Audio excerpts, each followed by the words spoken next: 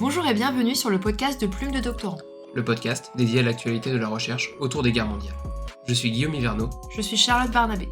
Alors que l'historiographie de ces périodes est déjà abondante et que les livres les concernant inondent régulièrement les rayons de librairie, quels sont les travaux les plus récents et quels débats animent la recherche ? C'est ce à quoi nous essayons de répondre en rencontrant les chercheuses et chercheurs qui travaillent sur les guerres mondiales.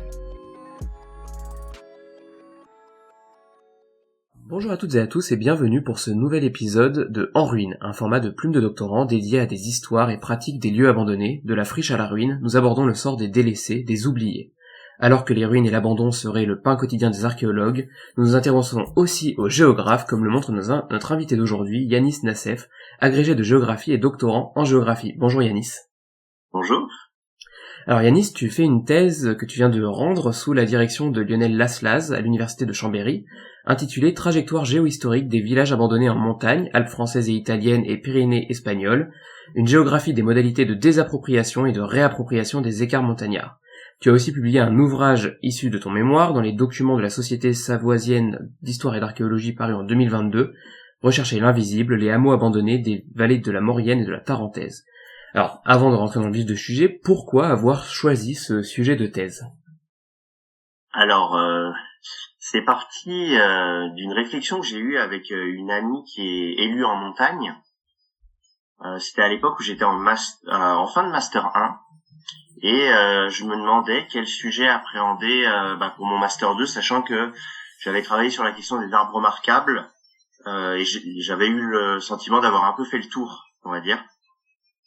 Et du coup, j'ai échangé avec elle et elle m'a dit « Mais tiens, pourquoi pas t'intéresser au village, au hameau abandonné de notre commune, de la commune où elle est élue ?» Et c'est vrai qu'à l'époque, je lui avais répondu...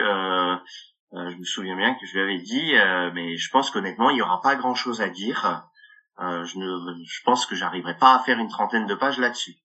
Et bon, quand même, j'ai gardé en tête l'idée. J'ai commencé un peu à chercher 2-3 trucs et je suis tombé sur un livre écrit en 70 et réédité, je crois, en 74, qui s'appelle Guide des villages abandonnés en France.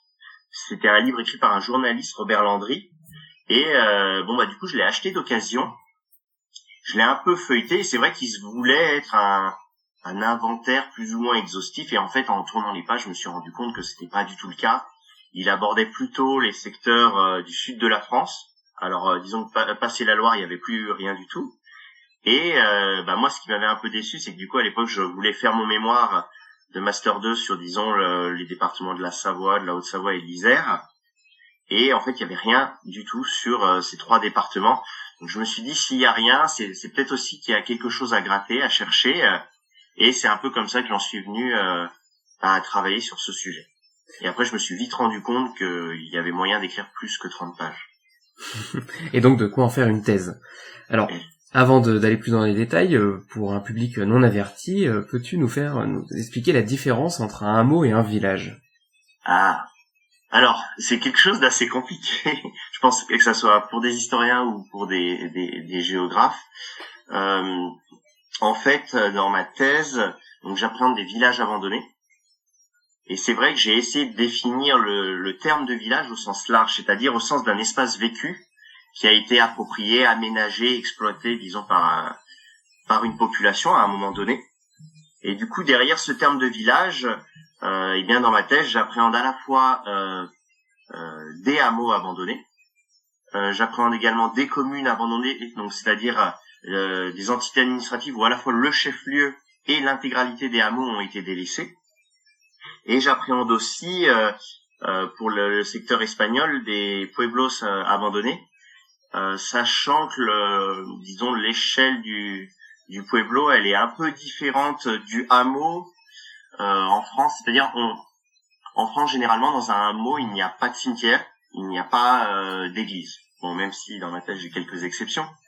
Mais c'est vrai qu'en Espagne, l'échelle du pueblo, disons, ça va être un échelon à cheval entre un hameau et un gros hameau et un petit chef-lieu. Voilà. Et c'est vrai que du coup, d'utiliser le terme village pour couvrir toutes ces entités, hameaux, pueblos, communes abandonnées, moi me permettait d'avoir différents échelons territoriaux sur lesquels travailler.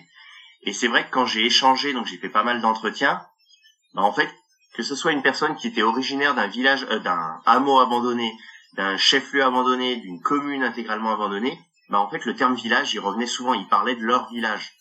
Et j'ai essayé d'appréhender le terme village vraiment au sens de ce lieu de vie approprié, plutôt qu'une échelle administrative qui serait déterminée en règle. D'accord, et puisqu'on est dans la définition des termes du sujet, classiquement, qu'est-ce que tu entends par un village abandonné?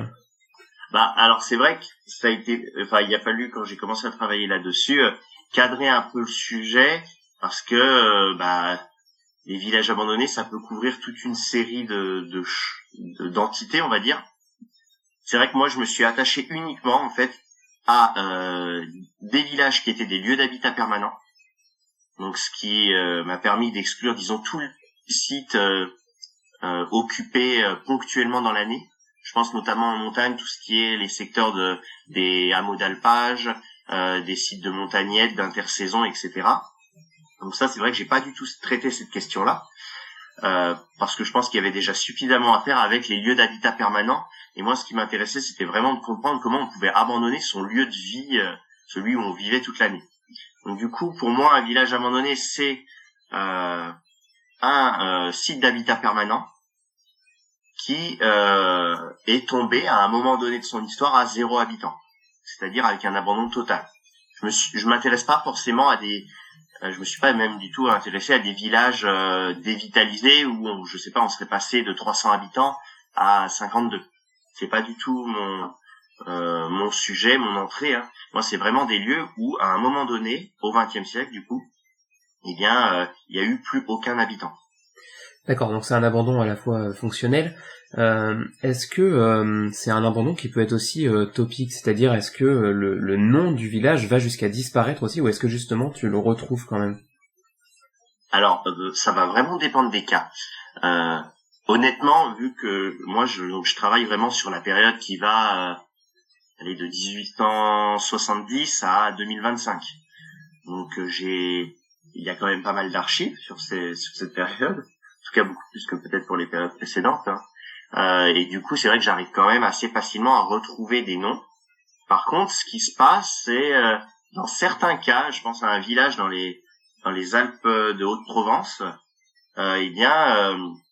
le nom de l'ancienne commune qui a été abandonnée au début du XXe siècle, le nom a quasiment totalement disparu, par exemple, des cartes IGN. On retrouve simplement une indication dans le nom d'un ravin sur ce territoire-là, mais sinon, c'est vrai que le nom peut disparaître. Tu expliquais que, a priori, les géographes se sont pas tellement intéressés à ce sujet-là avant toi.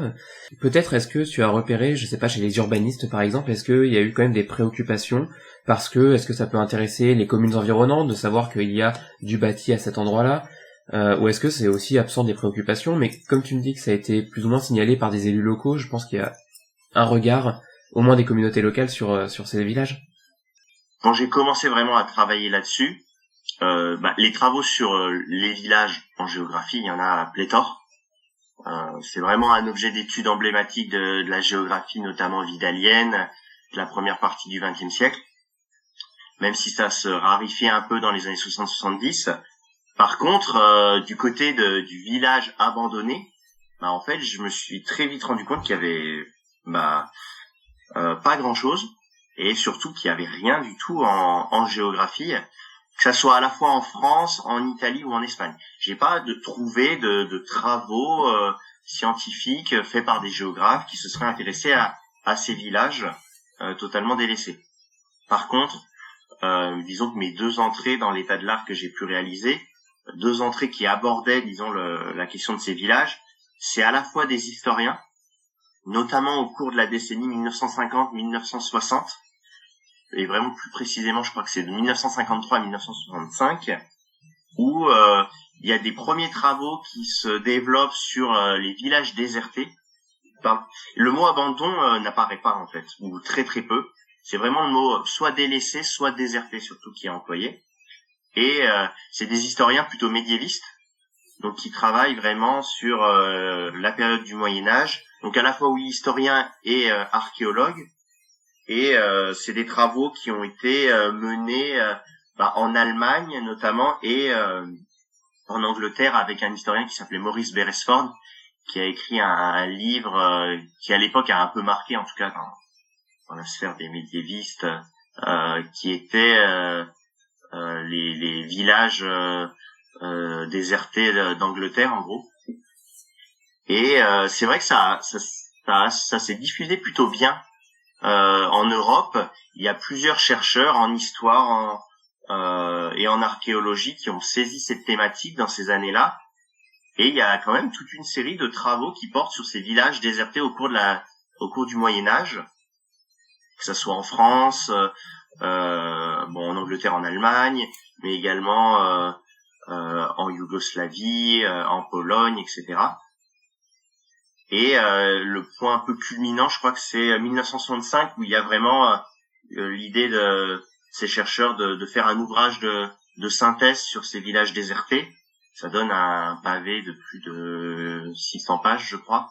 Il y a pas forcément quelqu'un qui a dirigé l'ouvrage, mais il y a une trentaine d'auteurs. Hein. Dedans, on retrouve par exemple Fernand Braudel, Emmanuel Leroy-Ladurie ou Jean-Marie Pézet. Hein. Donc voilà. Et après, c'est vrai que ça va après 65, cette thématique, j'ai l'impression qu'elle disparaît un peu de la scène, on va dire. Et je la retrouve cette fois en Italie avec un anthropologue qui s'appelle Vito Tetti, qui lui a vraiment travaillé sur les villages abandonnés en Calabre. Alors c'est vraiment très circonscrit à la Calabre, mais il arrive quand même, je trouve, à extraire pas mal de réflexions générales sur l'abandon et notamment sur ces personnes qui ont vécu les derniers moments de vie d'un village. C'est extrêmement malheureusement, intéressant. il y a rien, ces travaux sont pas du tout traduits en français. Mais il a écrit 2 à 3 ouvrages là-dessus et plusieurs articles. Hein. Et c'est vrai que donc moi ça a été un peu mon point de départ de me dire il y a rien en géographie, est-ce qu'il y a pas moyen de faire quelque chose là-dessus? Et tu me demandais également sur la question des urbanistes. J'ai rien vu justement là-dessus parce que c'est vrai que dans ma thèse j'aborde le fait que finalement ces villages ont été un peu un impensé urbanistique au XXe siècle, voire encore jusqu'à aujourd'hui. Parce qu'en fait, tous les villages que j'appréhende dans ma thèse, il y en a 81, ils ont tous été abandonnés. Et en fait, si c'était des communes qui ont été abandonnées, elles ont été rattachées à des communes voisines qui ne l'étaient pas. Et bien sûr, si c'était des hameaux, ils sont restés attachés à la commune dont ils dépendent. Et en fin de compte, l'entité administrative qui va les gérer aujourd'hui, ça peut être un vrai problème, notamment en cas de volonté par des personnes de réhabiliter ces lieux, puisque d'un point de vue de l'urbanisme, il n'y a rien qui est prévu pour aujourd'hui permettre à ces villages de reprendre vie en fait.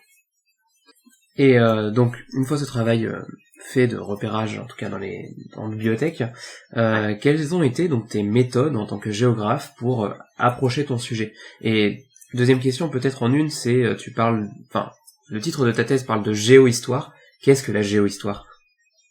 En fait, quand j'ai commencé vraiment à travailler sur le sujet, je me suis très vite rendu compte qu'étant donné déjà qu'il n'y avait rien en géographie, et moi ma volonté, l'objectif de ma thèse, c'était vraiment d'arriver à retracer ces trajectoires à la fois de l'abandon de ces villages au XXe siècle, mais également de leur réappropriation, actuelle depuis une trentaine d'années. Et donc je me suis dit que c'était très compliqué pour moi de faire l'impasse totale sur l'histoire, parce que déjà appréhender la question de l'abandon au XXe siècle, c'était forcément avoir un regard un peu historique. Et c'est vrai que j'ai eu une entrée très géographique au sens où je me suis vraiment intéressé à des entités qui ont été abandonnées en montagne, mais qui avaient pour particularité d'être localisées vraiment à l'écart. C'est-à-dire tous mes villages étaient isolés, c'est des lieux qui n'ont pas forcément vu arriver la route, ni l'électricité, qui n'ont pas été modernisés par exemple au début du XXe siècle, et ça a été parmi les causes de l'abandon. Et du coup, quand j'ai développé, disons, ma méthodologie, j'ai à la fois eu une démarche, qu'on va dire, de croisement, c'est-à-dire j'ai croisé les différents sites que j'ai étudiés, que ça soit donc dans les Alpes françaises, italiennes et dans les Pyrénées espagnoles, et parce que je voulais pas forcément une démarche de comparaison stricto sensus. Je préférais pouvoir piocher de chaque côté afin de monter en généralité sur qu'est-ce qu'avait été l'abandon dans les secteurs montagnards, disons d'Europe occidentale au XXe siècle.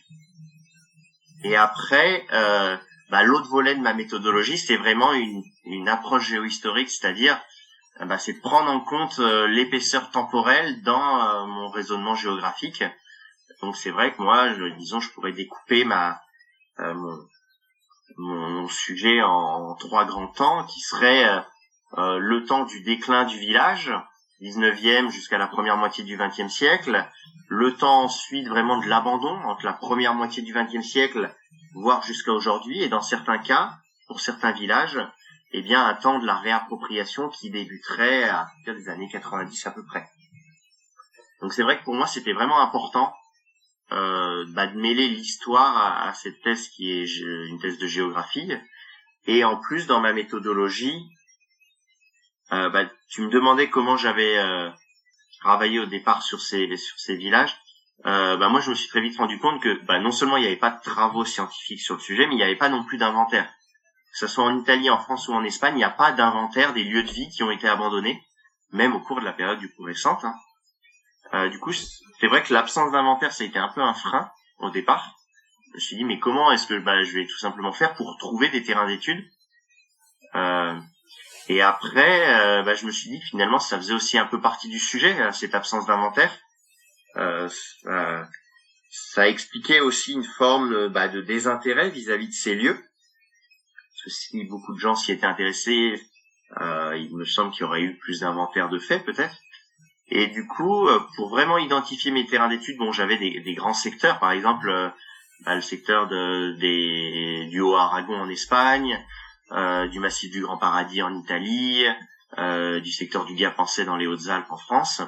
Donc, en partant de ces grands secteurs, j'ai tout simplement, eu une entrée d'abord géographique. J'ai déplié les cartes IGN actuelles et je les ai vraiment passées au crible en cherchant, disons, dans les secteurs isolés, c'est-à-dire, bien sûr, loin des villes, loin des axes routiers et même à l'écart des gros bourgs. Je me suis vraiment intéressé à ces secteurs isolés pour voir si, à des moments, il apparaissait des entités présentes vraiment avec un positionnement bien particulier, isolé, qui serait peut-être accessible uniquement par la route, voire certaines cartes IGN, celles qui sont en tout cas les mieux mises à jour, des fois ça pouvait être écrit sous le nom d'un village ruiné ou en ruine, même si c'est assez rare malheureusement, parce que c'est pas forcément la première des mises à jour que va faire l'IGN. Voilà. Et une fois que j'avais listé toute une série de noms de villages, à peu près une centaine, pour les grands secteurs que j'avais ciblés, j'ai eu là du coup peut-être une entrée un peu plus historique. Je suis allé consulter les recensements de la population sur la période 1870-1970, ce qui correspond à peu près pour les trois pays à la grosse période de l'exode rural, que ce soit en France, en Italie ou en Espagne. Et donc avec mes noms de villages, je regardais en fait si dans ces recensements entre 1870 et 1970, ces villages disparaissaient des listes. Ce qui me donnait ce qui me permettait de valider l'hypothèse qu'il s'agissait bien de lieux qui ont été abandonnés au cours de cette période-là. Et une fois que j'avais validé ça, donc j'en ai tiré une liste de 81 villages et sur lesquels j'ai pu travailler ensuite. Et alors, une fois que tu arrives à trouver ces villages, j'imagine que peut-être tu compares aussi avec les photographies aériennes, à la fois celles des années 50 qui permettent de voir peut-être un lieu un peu moins entre guillemets abandonné, envahi dans la végétation, celle d'aujourd'hui où peut-être que le lieu a totalement disparu. Et deuxième question, est-ce que tu vas sur place? J'imagine que oui, mais est-ce que c'est systématique pour les 81 villages? Peut-être pas. Voilà. Alors, oui, j'ai eu quand même la curiosité, donc je consultais bien sûr les cartes IGN, mais souvent j'essayais aussi de croiser avec les cartes IGN des années 50, et avec bien sûr les vues aériennes, que ce soit les vues aériennes ou surtout celles actuelles, mais aussi celles qui sont disponibles sur IGN Remonter le temps, par exemple, pour la France, puisqu'on arrive à remonter pour certains secteurs jusqu'à la fin des années 30, donc c'était pas mal. C'est un super outil. Par contre, c'est vrai que, comme tu l'as dit, la question de la végétation, moi, m'a beaucoup posé de problème parce que l'abandon de ces secteurs a impliqué l'enfrichement. Et c'est vrai que j'ai pu avoir une vision grâce à des vues aériennes, disons des premières décennies qui ont suivi l'abandon. Mais très rapidement, en fait, ces villages, ils s'invisibilisent au milieu du paysage à cause de la canopée qui est trop importante. Et c'est vrai que la plupart du temps, si je regarde les vues aériennes actuelles, je vois quasiment rien. Sauf peut-être il y a quelques cas où, disons, j'ai eu plus de chance. Par exemple, dans les Alpes de Haute-Provence, je me suis intéressé à la question des villages perchés, donc au sommet d'un relief. Donc là, la végétation n'est pas forcément allée jusqu'en haut. Du coup, je peux encore les voir. Dans Sierra Aragonaise en Espagne, la végétation qui est plutôt une végétation arbustive liée au climat, me permet aussi là de voir les restes de ces villages.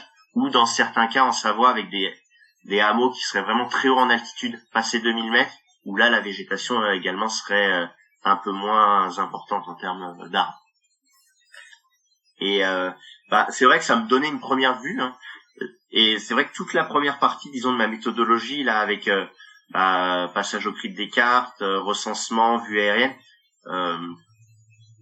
ça m'a fait penser quand même à ce que certains urbexeurs peuvent faire pour repérer un site lors de dans la perspective d'une sortie. Donc ça, c'est vrai que c'était très important pour moi. Et après, j'ai vraiment eu la volonté pour les 80 villages. Je suis allé sur place au moins 2 fois. En fait, 2 fois pour l'Espagne et après pour les secteurs plus proches de mon université, j'ai pu m'y rendre plusieurs fois, jusqu'à une quinzaine de fois sur certains sites. Sachant que bien sûr, le temps passé sur site, ça va vraiment dépendre de la taille du village. Parce que j'ai des villages qui pouvaient avoir au maximum de leur peuplement à la fin, vers les années 1870, jusqu'à 20 habitants par exemple. Donc là, on est plutôt sur du petit hameau.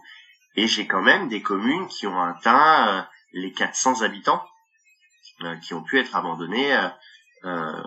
Donc bien sûr, du coup, l'enveloppe du village, elle est pas la même. Et donc, pour ce qui est du terrain, oui, je suis allé sur chaque site. Et il y a quand même quelque chose que j'avais peut-être pas tant appréhendé que ça au départ, c'était que le temps passé pour accéder au site. Parce que moi, j'avais raisonné avec, disons, comme certains géographes pourraient le faire, c'est-à-dire j'ai un site, et j'y vais et je commence à travailler sur le site. Sauf que moi, il y avait quand même la barrière du moment où j'arrive là où disons, la route s'arrête et où je peux garer ma voiture. Eh bien, des fois, il pouvait y avoir un certain temps de marche et de dénivelé positif en général pour accéder au village. Et dans certains cas, j'avais essayé de lister ça dans la thèse, hein, les distances parcourues entre le moment où je gare ma voiture et mon site d'études. Et ça peut aller de 10 minutes de marche jusque dans certains cas 7 heures de marche pour aller à un village. Ah oui. Ouais. Donc c'est vrai que c'était une grosse composante à prendre en compte, puisque je me dis je peux pas aller faire du terrain à la journée dans ces cas-là, par exemple. Je suis obligé de peut-être dormir sur place ou en tout cas de m'adapter pour prendre en compte ce temps du déplacement sur site. Et tu as réussi à les trouver systématiquement, ou est-ce que parfois les traces avaient totalement disparu et... Alors, bon, je les ai tous trouvés finalement, mais il y en a quand même quelques-uns qui m'ont vraiment donné du fil à retordre, parce que moi j'arrivais, donc ce que je faisais en général quand j'allais sur le terrain, j'avais une carte IGN, j'imprimais les cadastres anciens avec vraiment un zoom sur l'entité bâtie pour sur place je puisse voir un peu comment a évolué le site, notamment depuis la question du cadastre à la fois napoléonien ou pour les pays de Savoie, premier cadastre français à partir du rattachement de la Savoie à la France. Et l'autre chose qui pouvait quand même m'aider, c'était aussi l'application Géoportail, qui me permettait de plus ou moins me localiser par rapport à ce qui pouvait apparaître sur les cartes IGN. Mais dans certains cas, j'étais en montagne et j'avais aucun réseau. Et donc il y a quand même 2 villages, je pense à l'ancienne commune de Lévins, dans les Alpes de Haute-Provence, qui est une commune qui a jamais été très dense en termes de démographie. Je pense que c'est une commune qui a dû si elle a atteint 80 habitants au cours de son existence, c'est beaucoup, je pense. Et elle est abandonnée en 51. Donc à la fois le chef-lieu, l'église, le cimetière, mais aussi tous les hameaux autour. Hein. Il y en avait, je crois, 5. Et c'est vrai que quand je suis arrivé dans ce secteur-là des Alpes de Provence, donc on est dans le massif du Mont-Donier, entre Digne-les-Bains et les Gorges du Verdon, et dans ce secteur-là, je me suis retrouvé avec 0 réseau sur mon téléphone. Et sur les Cartigènes, c'était pas très clair où étaient ces villages. Et du coup, c'est vrai que j'ai cheminé un moment au milieu de la végétation et en forêt pour réussir à retrouver, par exemple, le chef-lieu et le cimetière. C'était un tout petit chef-lieu où il y avait un cimetière, une église, un tout petit bout de presbytère et il devait y avoir quelques maisons en tout cas. C'est vrai que moi, quand je suis arrivé sur place, il y a des ruines qui globalement sont pas plus hautes, elles sont pas plus hautes que mon genou, on va dire. Donc on est vraiment sur des traces au ras du sol. Et le cimetière, la seule indication qui me disait que c'était le cimetière, c'est qu'on voyait encore des morceaux de mur et il restait une seule tombe encore visible. Sinon tout le reste vraiment avait disparu. Donc c'est vrai que dans certains cas ça a pu être compliqué. Ou je pense aussi à une autre commune qui est la commune de Châtillon-le-Désert dans les Hautes-Alpes, donc dans la région disons du Gap-en-Sey, où là sur place c'est vrai que j'ai tourné en rond un moment parce que j'avais l'impression d'y être par rapport au cas, par rapport au relevé que j'avais, mais je trouvais quasiment rien et j'ai fini par trouver une tombe, mais vraiment au milieu de nulle part. Et en fait j'ai compris après que j'étais là au milieu du cimetière. Et pour l'anecdote, la tombe en plus c'était la tombe d'un des derniers maires de la commune. Et partant de là, j'ai regardé un peu, disons les bosquets, les buissons, et au milieu, oui, on arrive à retrouver des traces d'anciennes maisons. Vraiment des traces infimes. Après, c'est pas le cas il y a certains sites où globalement je vois l'église au loin et il y a aucun souci. Oui. Dans ces cas-là, c'est une démarche qui s'approche presque de l'archéologie, un peu, en cherchant les traces au sol. Oui, après, je vais pas aller du tout, disons, fouiller le sol. Mais oui, ça pourrait s'en approcher. Et après, c'est vrai que c'est pas la majorité de mes sites. La plupart des sites, on voit encore la forme des bâtiments, on peut même rentrer dedans dans certains. D'accord. C'est un peu plus simple. Et alors, j'imagine que sur ces 81 villages, tu as peut-être observé une typologie des raisons de l'abandon. Enfin, moi, en lisant tes travaux, ça me faisait penser, par exemple, au village des mines de plomb d'Andalousie, qui ont fermé progressivement dans les années 60 avec la fermeture des mines, etc. Est-ce que, d'une région à l'autre, d'un espace à l'autre, tu as des raisons différentes pour que qui expliquent le fait que ces villages soient abandonnés? Ouais. Alors, déjà, juste la distinction que je peux faire parmi les 81 sites, c'est que j'ai à peu près moitié-moitié des villages qui aujourd'hui en 2025 sont toujours abandonnés et qui continuent de se dégrader et qui sont amenés progressivement à disparaître. Et l'autre moitié, c'est des villages qui ont été abandonnés et qui connaissent aujourd'hui des dynamiques de réappropriation qui peuvent être très diverses selon les sites. Et du coup, en termes de raison de l'abandon, moi je mettrais vraiment une grande raison pour tous ces sites. C'est le contexte du tournant du XXe siècle, donc à la fois avec l'industrialisation des territoires, que ce soit en France, en Italie ou en Espagne, même si les temporalités sont un peu décalées, c'est un peu plus tardif en Espagne par exemple, par rapport aux régions alpines. Et donc finalement le grand facteur d'abandon pour moi, c'est que ça reste quand même l'exode rural. Et en fin de compte, ces villages, par exemple en France, quasiment tous les villages ont connu un déclin démographique au XXe siècle, dans la première partie du XXe siècle. Mais c'est pas pour autant qu'ils ont été définitivement abandonnés, on va dire, et totalement abandonnés. Et en fait, moi, les villages que j'étudie, c'est de par leur localisation excentrée, trop éloignés des nouvelles centralités, donc des fonds de vallée qui s'industrialisaient, des plaines également où étaient développées des usines et autres. Ces lieux, ils se sont retrouvés un peu déconnectés des nouvelles réalités territoriales, et c'est tout simplement devenu des lieux obsolètes.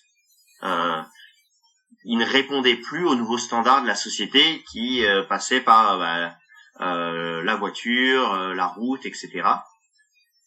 Et finalement, ces villages, ils incarnent un peu une forme extrême de dépeuplement. Ça serait vraiment l'exode rural arrivé à son stade final. c'est-à-dire qui aurait dépeuplé intégralement un site. Donc ça, c'est vraiment le contexte général pour tous ces sites. Et après, à partir de ce contexte général, on a des facteurs qui ont pu, à mon sens, précipiter l'abandon ou l'accélérer. Par exemple, en termes de facteurs accélérants, c'est l'absence de route.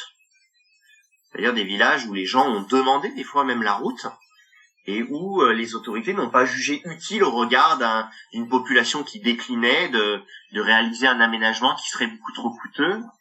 Donc ça peut être un des facteurs. Ou alors, dans certains cas, une route qui va arriver mais un peu trop tard.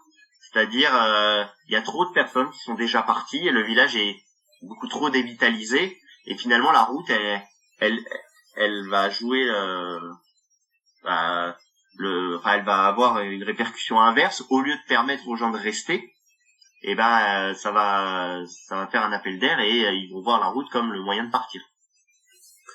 Donc la route, c'est quelque chose d'assez important. Et on peut avoir ensuite des facteurs, par exemple, dans ma thèse, j'appréhende la question du drame comme facteur d'abandon. Ça peut être donc déjà la Première Guerre mondiale. La Première Guerre mondiale qui en France par exemple, elle a affecté quasiment il y a très peu de communes qui n'ont pas eu de soldats tués au combat. Mais alors, faut bien imaginer que sur une commune où il restait peut-être une trentaine, une quarantaine d'habitants, si vous avez 5-6 tués au combat, ça représente quand même une grosse part de la population restante. Et du coup, ça va déjà fragiliser, disons. La Première Guerre mondiale, en tout cas, pour moi, c'est pas un facteur qui précipite l'abandon, mais ça va l'accélérer.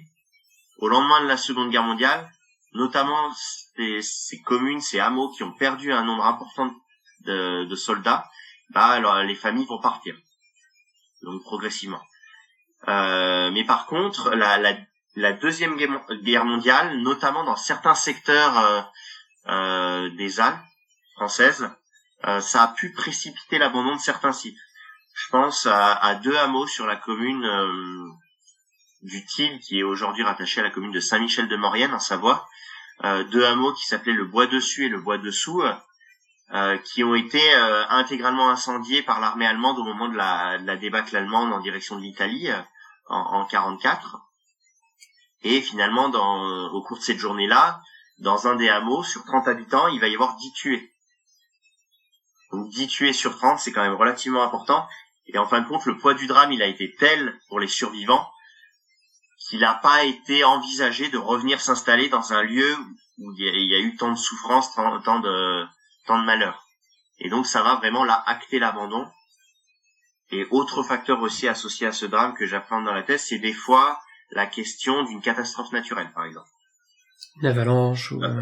Ouais, moi j'ai pu constater que en regardant les archives, ces villages qui étaient souvent positionnés à l'écart, ils pouvaient être coupés du reste du territoire par des avalanches l'hiver. Des fois même, ils avaient pu être affectés au cours de leur histoire par des avalanches, des glissements de terrain ou autres.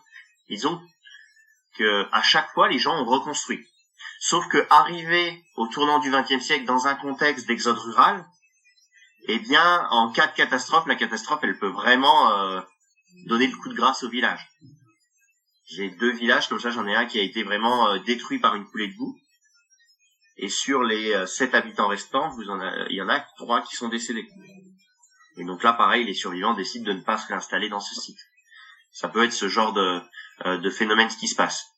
Parce que je pense que la catastrophe en période d'apogée démographique peut conduire à une reconstruction. Mais dans un contexte vraiment de déclin, c'est vraiment disons la goutte d'eau qui fait déborder le vase et les rescapés vont décider de partir. Et le dernier grand facteur qui, à mon sens, en tout cas dans les secteurs que j'ai pu étudier, a précipité l'abandon, c'est la mise en place de politiques d'aménagement de la montagne. Notamment, en France, en Italie et en Espagne. Ça débute dans la dernière partie du XXe siècle, globalement. Je pense par exemple aux politiques de reboisement de la montagne. J'ai plusieurs secteurs d'études où des communes entières ont été achetées par l'État français et du coup les gens ont été contraints de partir pour le coup du jour au lendemain. Je pense par exemple à une commune qui est un peu connue aujourd'hui grâce à un livre, qui est Chaudun, qui est une commune qui aujourd'hui est rattachée à la commune de Gap dans les Alpes dans les Hautes-Alpes, et où finalement les habitants ont sollicité l'État pour acheter leur territoire afin d'aller s'installer dans ce qu'ils nommaient l'Afrique française, qu'ils entendaient l'Algérie, afin d'avoir accès à des meilleures conditions de vie, puisqu'ils vivaient assez misérablement dans une commune où le surpâturage avait vraiment fragilisé l'environnement. Et donc ce type de politique d'aménagement, notamment le reboisement, ça a pu entraîner l'abandon de nombreuses communes et de nombreux villages. Et par exemple, en France, c'est plutôt entre la fin du 19e siècle et la Seconde Guerre mondiale. Et en Espagne, c'est vraiment une politique franquiste mise en place dans les années 50, 60 et jusqu'au début des années 70, où j'ai des vallées entières qui ont été dépeuplées suite à la mise en place d'une politique de reboisement, avec des dizaines et des dizaines de villages où les gens ont été contraints de partir. Et alors, une fois qu'il n'y a plus d'habitants dans ce village, comment documentes-tu la période d'abandon? Alors, tu expliquais qu'il y en a qui sont repeuplés progressivement, mais avant d'en arriver à ce stade, quand le village est vraiment désert, est-ce que tu arrives à savoir s'il y a quand même, je sais pas, des promeneurs qui y vont, s'il y a quand même des pratiques de l'abandon dans ces En fait, honnêtement, c'est la période la plus dure à appréhender pour moi. Ce qui a été la plus dure, en tout cas, c'est la période 1960-1990. Finalement, c'est presque celle qui est la plus proche de nous par rapport à la fin du 19e. Mais en fait, quand il n'y a plus personne, c'est des villages qui tombent à la fois dans un désintérêt profond et dans un oubli, d'abord va être individuel. Les gens qui sont partis vont progressivement oublier leur village, mais aussi un oubli collectif qui se crée à l'échelle locale, c'est-à-dire sur le territoire de rattachement de ce village abandonné. Moi, des fois, ça m'est arrivé d'aller dans une commune et un élu me dit: mais vous êtes certain que ce hameau abandonné est sur mon territoire? Je lui dis: oui, j'en suis certain, j'ai vérifié, et il n'avait pas d'éléments à me donner là-dessus, par exemple. Et ce qu'il faut bien comprendre, c'est que du jour où le village il est abandonné, il y a plusieurs choses qui se passent. Il y a par exemple, les gens vont abandonner bien sûr leur maison, mais ce qui m'a très étonné, c'est qu'ils ont aussi abandonné leurs morts. Les cimetières vont connaître exactement la même trajectoire que le bâti, c'est-à-dire enfrichement et dégradation. Et moi, j'arrive des fois aujourd'hui, en 2022, 23, 24, dans des cimetières où il reste des morceaux de tombes, où les tombes sont dégradées, et où je ne peux pas forcément lire le nom de la personne qui est inhumée sous mes pieds.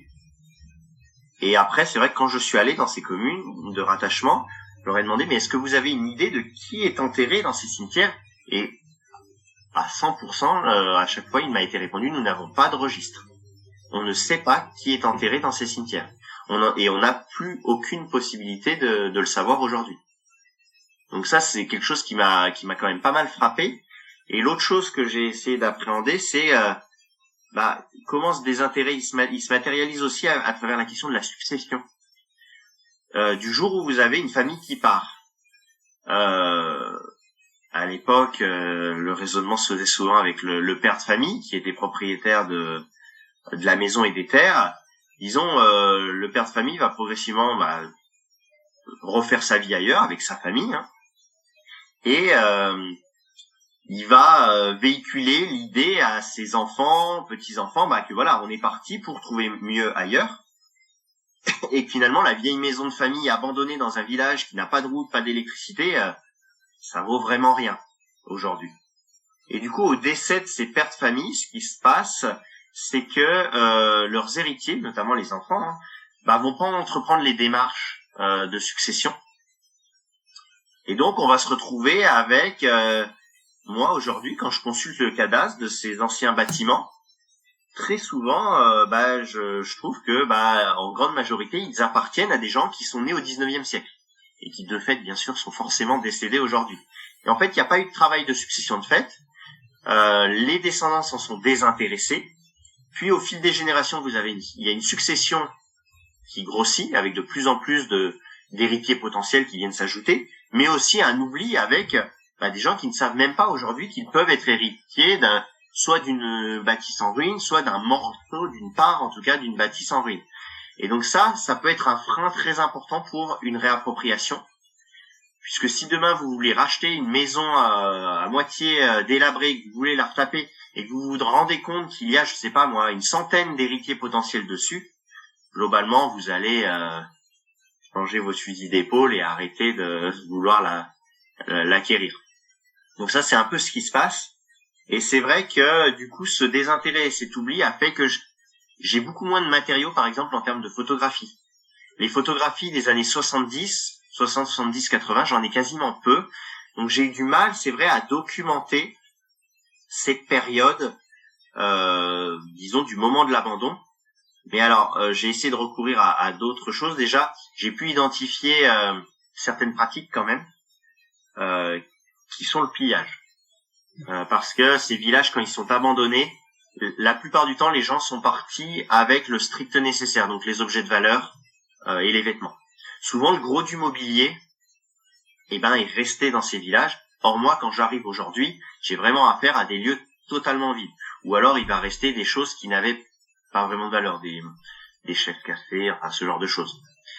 Et dans certains cas, lorsqu'il s'agit de communes, par exemple, même les églises, tout est resté à l'intérieur.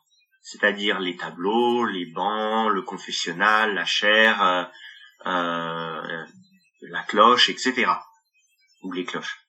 Et en fait, tout a été pillé, notamment dans les années 60-70. Dans certains cas, j'ai pu même reconstituer des trajectoires avec vraiment ce que des gens appellent des gangs de brocanteurs ou d'antiquaires qui venaient dans les années 60-70 notamment, qui étaient en quête du mobilier d'église, qui à l'époque se vendait peut-être un peu mieux qu'aujourd'hui. Ça faisait bien d'avoir je crois que c'est Mathieu Lours, un historien, qui dit que ça faisait bien d'avoir une statue d'une vierge dans son hall d'entrée ou un petit bénitier ou autre. Et c'est vrai que ça s'est avéré exact. Moi, j'ai réussi à reconstituer la trajectoire, par exemple, de certaines cloches d'églises qui étaient présentes, par exemple, je pense à la commune de l'ancienne commune de Courchon dans les Alpes de Haute-Provence. Elle est abandonnée en 67 et très rapidement, vers 68-69, la cloche, elle va disparaître. Donc ça va souvent assez vite. Et donc ça, c'est une des dynamiques qui se passe au moment, disons, c'est la dynamique la plus anthropique qui se passe à ce moment-là. Parce que face à ça, il y a deux autres grandes dynamiques qui sont la dégradation du bâti, avec progressivement la mise en ruine, et d'un autre côté, l'enfrichement. Et c'est vrai que pour avoir des infos là-dessus, notamment sur l'enfrichement, il y a la question des vues aériennes.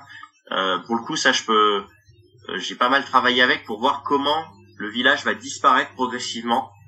À la fois, l'entité bâtie, mais aussi les terres autour vont disparaître, les terres qui étaient cultivées. Et j'ai aussi recouru à une approche dendrochronologique de certains villages, pas tous. J'ai fait ça sur 4 villages, c'est-à-dire j'ai fait des prélèvements dans des arbres afin de dater l'âge des arbres. Et j'ai pu identifier, disons, 3 générations d'arbres. Donc ça va être des arbres avec un diamètre conséquent, souvent centenaire, voire plusieurs fois centenaire, c'est-à-dire des arbres qui étaient déjà présents au moment où le village était encore habité, des arbres qui étaient sur une place, sur une allée, enfin dans le village, mais qui étaient vraiment conservés avec une volonté de le conserver pour faire de l'ombre ou autre devant une maison, etc. Un peu comme on peut avoir aujourd'hui avec quelqu'un qui planterait un arbre à côté de sa maison. Après, une deuxième génération d'arbres qui sont ceux un peu plus jeunes du coup, qui se sont développés dans les ruelles, puisque les ruelles n'étaient pas du tout goudronnées, c'était des ruelles en terre battue, donc progressivement la végétation va s'installer et vous allez avoir des arbres qui vont petit à petit pousser. Donc on est sur une génération d'arbres un peu plus récente. Et la troisième génération d'arbres que j'ai pu identifier, c'est celle qui a poussé dans les bâtiments. Puisque pareil, dans les bâtiments, pour qu'un arbre pousse, il faut que la toiture se soit effondrée ainsi que les planchers. Et finalement, ces matériaux au sol qui vont se décomposer, souvent les toits étaient en chaume, avec donc il y a de la pierre, il y a des poutres en bois, ça va faire des matériaux qui vont être assez favorables au développement d'une végétation, et donc on a une troisième génération d'arbres qui se développe dans les maisons. Donc ça me permet d'avoir des informations sur la vitesse de la prolifération de la végétation, et globalement je me rends compte que ça va très vite. C'est passionnant d'arriver à faire ce genre de choses. Et donc tu le disais, donc une moitié, à peu près une moitié de des villages sont encore aujourd'hui abandonnés, en voie de disparaître, etc. Et une autre, par contre, est progressivement repeuplée. Alors, comment expliques-tu ce repeuplement? Est-ce qu'il est important ou plutôt faible? Et autre question, tu l'expliquais, certains villages étaient des chefs-lieux, donc j'imagine avec au moins une mairie, tu le disais, une église, cimetière, etc.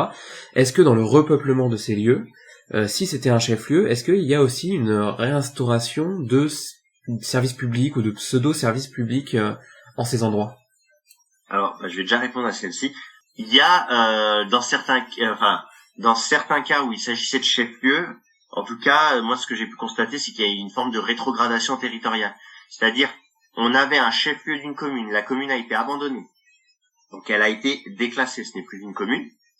Il y a eu plusieurs vagues de déclassement de ces communes abandonnées, soit au fil de l'eau au cours de la première partie du XXe siècle, et le gros moment du déclassement, c'est la période 1971-1974, avec la loi Marcellin, qui est une loi sur les fusions de communes, et à ce moment-là, il va y avoir un assez grand nombre de communes abandonnées qui vont être donc rattachées à une commune voisine, qui elle est encore habitée. Et pour l'anecdote, dans certains cas, la fusion a pu avoir lieu avec une commune qui ne touche pas la commune abandonnée, ce qui crée des complexités encore plus importantes aujourd'hui en cas de réappropriation. Et donc, à partir du moment où la commune est rattachée, en fait, si le village reprend vie aujourd'hui, en fait, ça devient un hameau de sa commune de rattachement, et non plus le chef-lieu d'une ancienne commune. Donc il y a ça. Et en matière donc de réappropriation, moi j'ai distingué trois grands types de réappropriation. D'un côté, la patrimonialisation d'un village abandonné, c'est-à-dire un village où il va pas y avoir un retour à de l'habitat. Simplement, une population locale du territoire de rattachement va identifier des valeurs patrimoniales dans ces villages, puisqu'ils incarnent quand même un pan de l'histoire locale, marqué notamment par l'abandon. Et du coup, il y a quand même cette logique de la peur de la perte. Progressivement, aujourd'hui, ces populations locales se rendent compte que ces villages sont en train de disparaître. Et donc, dans certains cas, il y a des dynamiques de mise en patrimoine qui visent à préserver, alors certains éléments seulement, puisque conserver tout un village qui est devenu inutile, à la fois ça n'a pas trop d'intérêt, c'est très coûteux, il y a toute une série de problématiques. Mais c'est vrai que souvent l'intérêt patrimonial va se cristalliser sur des éléments bien précis, surtout l'église. J'ai plusieurs villages où aujourd'hui ils sont totalement en ruine, mais au milieu il y a une église qui a été magnifiquement restaurée, stabilisée. Donc ça donne une image très bizarre en fait, parce qu'il y a un élément patrimonialisé au milieu d'un champ d'abandon en fait. Il peut y avoir ça. Dans certains cas, il peut même y avoir des formes de petites muséifications. On va créer un petit musée sur site dans un bâtiment qu'on va retaper. On va reconstituer par exemple la salle de classe de ce village, etc. Voire dans d'autres cas, il peut y avoir la création d'un musée qui raconte l'histoire du village, mais qui est créé ex nihilo, c'est-à-dire et hors site. Par exemple, dans le chef-lieu toujours habité, on va créer un petit écomusée qui va retracer l'histoire d'un des hameaux abandonnés de la commune. Ça peut être ce genre de dynamique patrimoniale. Et donc, il y a vraiment tout un jeu à la fois des acteurs associatifs qui se croisent avec les acteurs municipaux et qui visent vraiment à établir des petits patrimoines, faire de ces villages des petits patrimoines locaux. Donc j'imagine qu'un des facteurs de réappropriation, c'est aussi l'accessibilité. C'est-à-dire que le village, par exemple, dont tu parlais, qui est à 7 heures de marche d'un axe routier, j'imagine que celui-ci va avoir plus de mal à être réapproprié. En fait, ça dépend. D'un point de vue patrimonial, étant donné qu'il n'y a pas la question d'un habitat, de recréer un habitat sur le lieu, par exemple, je pense à un hameau qui s'appelle Narbona, qui est à 2h30 de marche de son chef-lieu. avec pas mal de dénivelé positif à faire, en plus, et qui est accessible uniquement par un petit sentier étroit. Eh bien, en fait, en 2014, il y a toute une équipe de bénévoles qui sont allés dans le village, et il y a eu 2 actions de menées simultanément. Ils ont restauré la toiture de l'église afin qu'elle ne s'écroule pas, avec donc des matériaux qui ont été acheminés à pied, notamment les tôles et une partie de la charpente. Et la deuxième équipe, elle s'est plutôt centrée sur récupérer le mobilier qui pouvait encore être sauvé, ce qui n'avait pas été volé, ce qui n'était pas écrasé sous les décombres, afin de créer un petit musée dans le chef-lieu de la commune, plus bas. Et donc là, qu'est-ce qui s'est passé? Donc il y a eu cette deuxième équipe, soit pour le mobilier le plus petit, ils ont ramené ça à pied, et il y a eu une journée avec un héliportage afin de rapatrier ce qui pouvait encore être sauvé. Oui, il y a vraiment cette idée quand il y a une aujourd'hui une dynamique de patrimonialisation, vraiment il y a 2 facteurs qui dictent la patrimonialisation à mon sens, c'est le besoin d'identité d'une population locale qui va se réapproprier tous les pans d'une histoire locale dont fait partie ces villages abandonnés. Et le deuxième, c'est quand même aussi un sentiment de nostalgie. C'est-à-dire qu'il y a quand même un regret à la fois de ces communautés rurales qui vivaient en harmonie avec la nature, en tout cas selon ce qui m'est dit. Il y a également la question de la perte d'une architecture vernaculaire et la disparition d'un paysage villageois qui était très bien entretenu, avec des bocages, des terrasses, etc. Et donc ce phénomène de nostalgie, il va souvent être le déclencheur aussi de la patrimonialisation de ces villages, de vouloir conserver quelques éléments, quelques traces de ce qui peut encore être sauvé. Sachant que bien sûr, il y a aussi du coup moi j'ai pu constater quelques petites dérives aussi, c'est que la nostalgie, il y a aussi un phénomène d'idéalisation.